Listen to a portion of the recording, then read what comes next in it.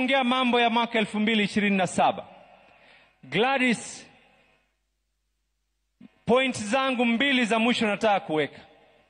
Ya kwanza, baba, ulikuwa umetunuku Mombasa na ukaniamini niweze kuweka sherehe za miaka 20.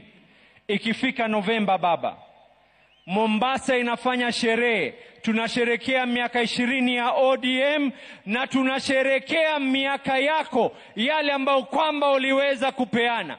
Na hata hii leo baba, kuna delegates kutoka Mombasa wako hapa. Kuna MCAs wa Mombasa wako hapa. Kuna assembly na leadership yao yote iko hapa baba. Yote kwa sababu yako. Baba, ikifika mwaka 2027, mambo mawili yatatendeka katika hii Kenya. Wana ODM nisikizeni kwa makini.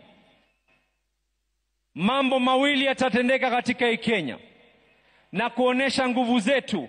Hii by elections zinazokuja, sote hapa tutaingia mashinani kuhakikisha tumeshinda by elections zile ambazo kwamba zilioko katika maeneo ya Kasipul, maeneo ya Ugenya, maeneo ya Magarini. Watu watajitokeza kwa heshima yako baba, na kila mmoja hapa atatoka na kuweza kuhakikisha ataweza kuinua uso wako, ili ikifika mwaka 2027 baba, mambo ni mawili. Umetufunza ya kuwa kuna njia nyingi ya kuwa kanga. Tunasema hivi, mwaka 2027 hatukai katika upinzani.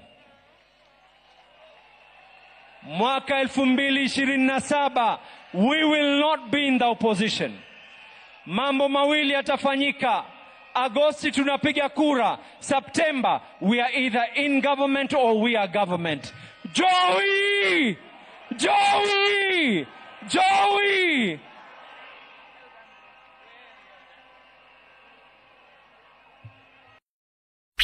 Radio Citizen. Radio